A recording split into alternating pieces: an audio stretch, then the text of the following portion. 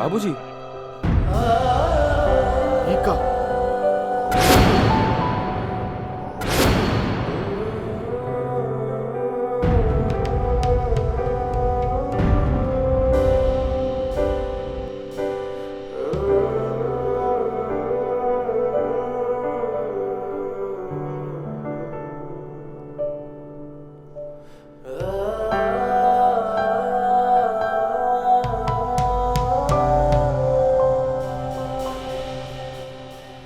बाबूजी, कैसे बताएं वो हमके ना काजल से प्यार हो गइल बा और हमके ऐसा लागता कि वो हमरा से प्यार करे लगली है।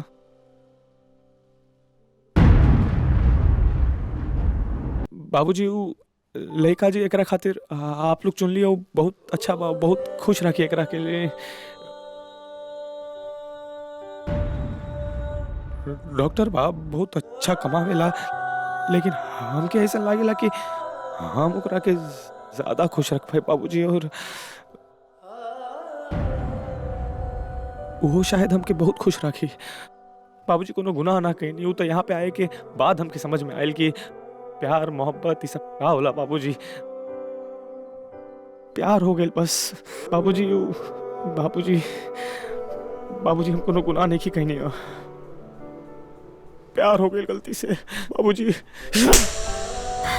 बाबूजी, बाबूजी सही में बाबूजी गलती से माफ कर देना बाबूजी, प्लीज बाबूजी, ऐसी गलती अब ना हो। बहुत ज्यादा प्यार करे लगनी एकरा से बाबूजी, सही में। रिशु, जी बाबूजी। एकरा के अंदर लेके जा। बाबूजी जी बाबूजी। फूफा, ए मामा, समझाओ ना कुछ। नहीं बाबूजी, हम चंद्रू से बहुत प्यार करेनी। बाबूजी, हम चंद्रू से बहुत प्यार करेनी। चला चला अंदर। छोड़ा ना, छोड़ा ना।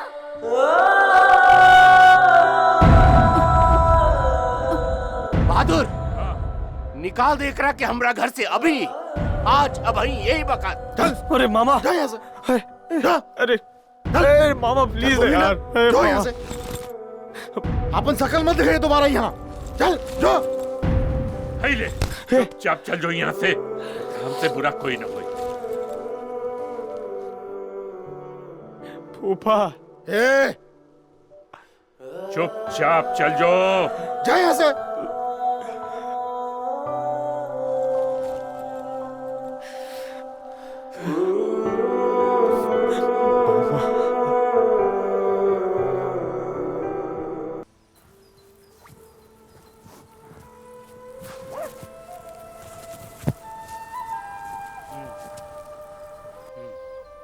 भैया फोन करे मिली का?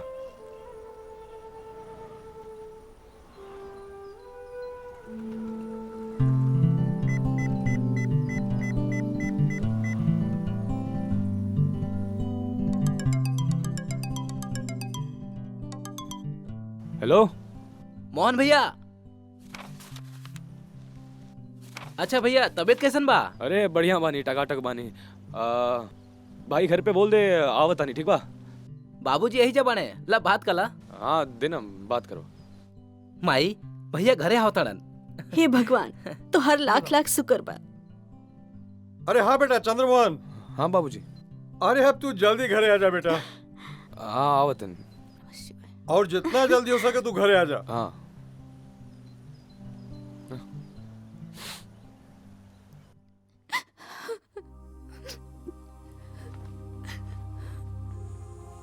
मालकिन, खाना तैयार हो गइल बा, खाली। चला बिटिया, कुछ खा ला। हमके नहीं खे खाए के। जब तक हम मोहन का अपना आँख से नहीं खे देख लेत, हम आने के एगो दाना भी ना खाए। का? ए बेटा, नाश्ता कर ला। देखा तारा खैला कई दिन हो गई। तारा ही कैला से मोहन चल आई है। जा जा खा ला।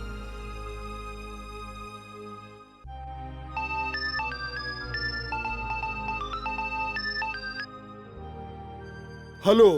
हाँ किशोरी लाल जी, का समाचार बा? एकदम बढ़िया एकदम बढ़िया। ये कहत रहली कि बेटवा हमार संझा के घरे आ रहल बा। का मोहन घरे आवत रे?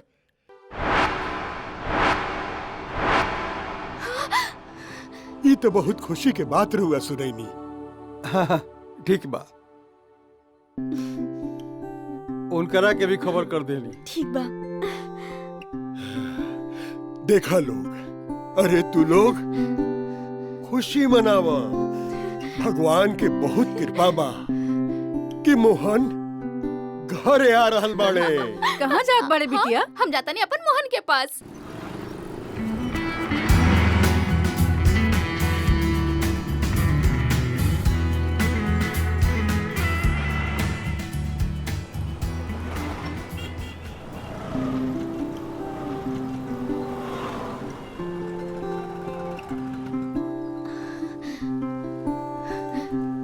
मोहन, इला गाड़ी तू चलावा ला।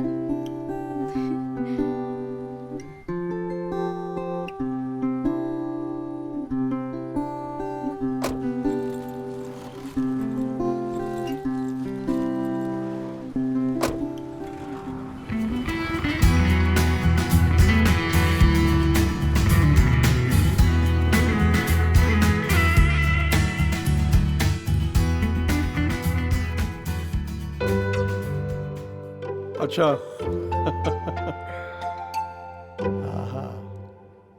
पंडित जी, तनी महादेव जी के नाम लेके अपना पतरा में से ऐसा शुभ मुहूर्त निकाली कि जौना से विवाह के सब रीति बहुत बढ़िया से संपन्न हो जाए।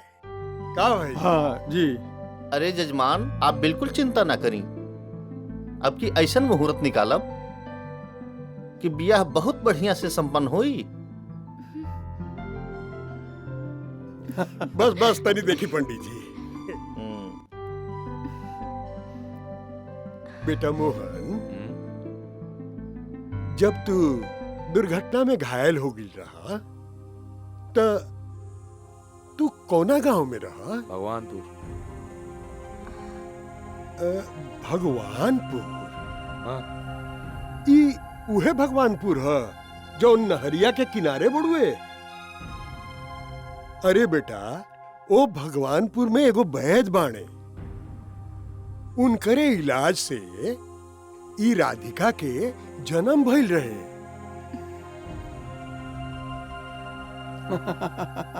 और ओकरा बाद से ओ इलाज के दौरान उनका से बहुत मित्रता हो गई रहे।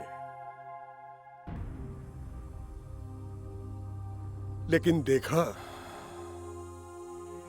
बहुत दिन हो गई कि उनकरा से मुलाकात ना भई।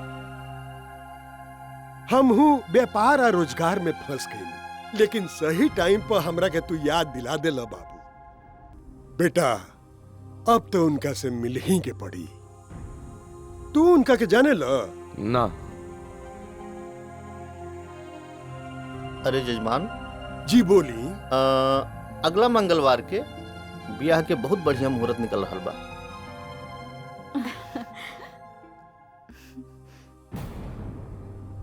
अरे वाह पंडित जी, ठीक बा ना भाई जी? हाँ भाई, तैयारी कुल होइए गइल बा।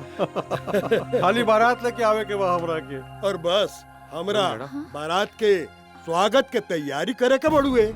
ई मोहन ऐसे काहे चल गेलन?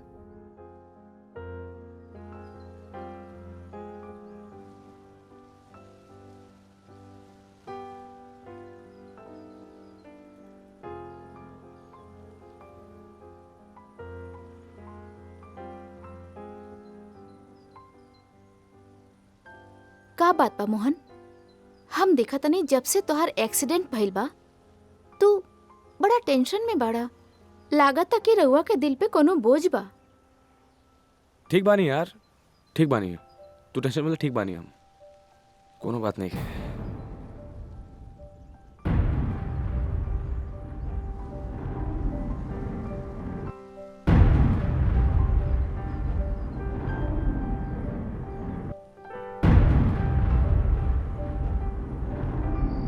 लो खा लो, चलो। हमके नहीं के खाए के। काहे से उदास उदास बैठल बाड़ू यहाँ पे अकेले? खा ले, खा ले।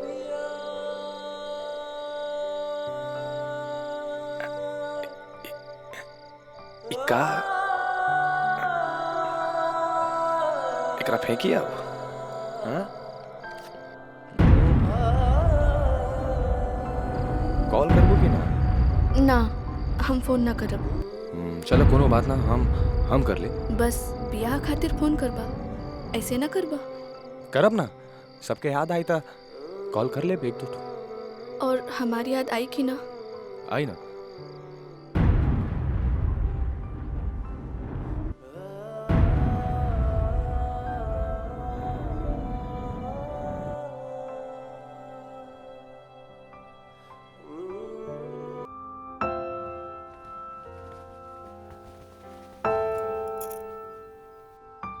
ली बिटिया खाना खा ली। हम ना खाइब। काहे? का भइल?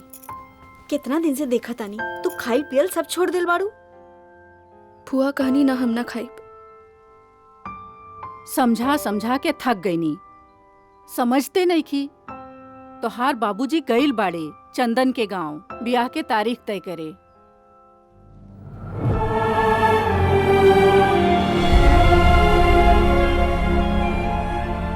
सखी तू चंद्रू के बुरा सपना समझ के भूल जा, जानला कि तहार जिंदगी में कोनो आइले न रहे। वो बात नहीं खे पिंकी, हम सोचत रहनी कि विधाता हमसे ओकरा के काहे मिलवले। हाँ? बताओ बताओ। हाँ? अरे यार हमार तो हाँ? का हो जाने मन, तनी रुको। तू लोग ना कबो न सुधरबा। काहे? चला काजल ही जैसे। सहदेव जी, दान दहेज और तहार बिटिया काजल वो सब तो ठीक ठाक बा, बाकी शादी नहीं हो सकेला। नहीं हो सकेला? काहे देव भैया काहे? देखा भाई, हमनी के इज्जतदार खानदान के आदमी है, समाज में उठल बैठल बा। अब एको बच्चलन बहुरिया लाई के हमनी के अपन नाक कटावे के शौक नहीं खे। वो का है कि हमनी के सुनले बानी जा कि तोरे लड़की के यार दोस्त घायल हुई के तोहरा से दवा लेवे के खातिर आवेलन और रात गुजार के जालन। आजकल तो मोबाइल का जमाना बा, ग्राहक आसानी से मिल जालन। देवराज भैया, आप हमरे बिटिया पर गलत लांछन लगाओ तानी। चिल्ला मत जा। अब अपने बिटिया के इज्जत के गठरी लेके गांव गांव शहर शहर लइका खोजा लइका। बाबूजी रो का बोल रहल बनी? काजल ओइसन लेकी नहीं खे। चुप रहा चंदन, वो तोहरा के 2 मिनट में आशिक बनाए लेलस। सही बात, वो वैसन हिया। देव भैया रउआ बहुत गलत करतानी, बहुत गलत। चलो मनोहर जा जा। काजल के माई, हम कौन मुंह लेके काजल का रिश्ता करे जाई? काजल का डोली ई घर से अब ना उठी। गांव जवार में हमार बहुत बदनामी हो रहा बा। अरे भगवान पे भरोसा रखी, सब ठीक हो जाई। का ठीक हो जाई? हमरे इतने साल के परिश्रम के ये सजा मिलल हमरा के। कहाँ गए रहलू काजल? बाबूजी वो हम और पिंकी गौरी के घरे गए रहनी। पिंकी तू अपना घरे जा। जी। काजल के माई, हमरा के थोड़ा सा जहर लिया के दे दा, हम खा के मार जाए चाहता। भैया हमरा के जिए का कोनो लालच नहीं के। भैया इका कहा तारा, सब ठीक हो जाई। वो लोग रिश्ता तोड़ देले बाड़न। का करब हम जी के? बोला हम का करी, कहाँ जाई, के मुंह दिखाई अपन?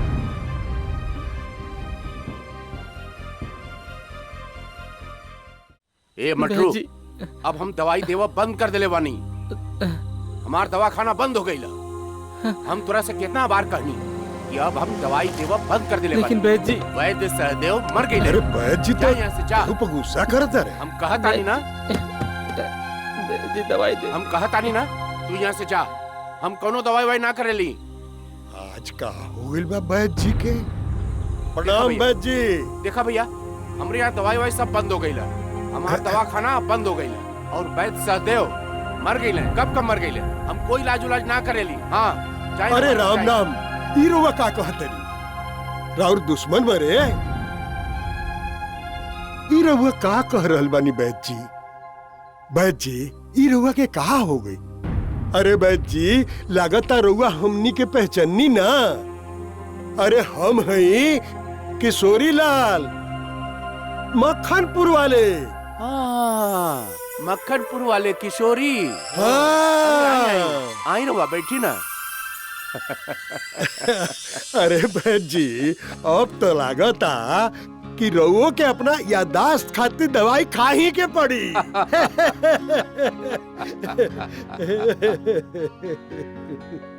अच्छा ए भौजी, ई निक्की ही अनु? हाँ, यह निक्की है। हाँ। अरे हाँ, एकरा बियाह में तो ना जाने हम काका न कोइले रही, डांसो कोइले रही। याद है, याद है। ए निक्की, जा कुछ मर मिठाई लेके आवा, पानी नहीं पियावा। हाँ, अब लावा तनी। अरे बेटा राधिका, अरे चाचा चाची के पाँव छुआ, आशीर्वाद ला। प्रणाम। अरे जी, और भौजी के बेटा। हाँ, ये के है वैद्य जी? ये हमार बिटिया है काजल। अच्छा, नमस्ते। अरे ये कितना बड़ हो गई। राधिका देखा, तोहरा से 21 साल छोट रहे। लइकाई में तू दोनों सहेली रहलू सा, कितना आपस में खेलत रहू सा। गुड़िया गुड़िया हई खेल हो खेल। जा बेटा, मिले रे बेटा। जा बेटा काजल, राधिका के अंदर अपन घर दिखा दे बेटा। जा बेटा। हाँ बेटा, जा जा जा जा जा जा। चला। इतना साल के बाद हमार कैसे याद आ गई? काहे याद ना आई? और निकी, तू ठीक से बाड़ू नु? हाँ। ससुराल में मन लागत नु? Love you. हाँ। आवा बैठा। Thank you.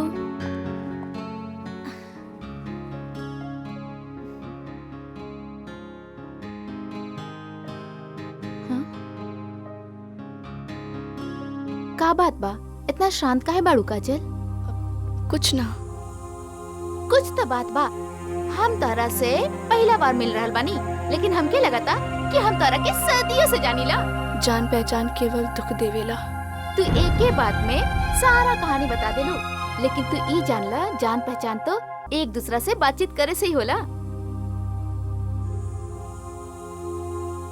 जा काजल, तैयार हो जा, तोहरा के राधिका के ब्याह में जाए के बा। हाँ, हमरा ब्याह में आए के बा, हमार बहन बन के। हमने बहुत मस्ती करब। जा तैयार हो जा।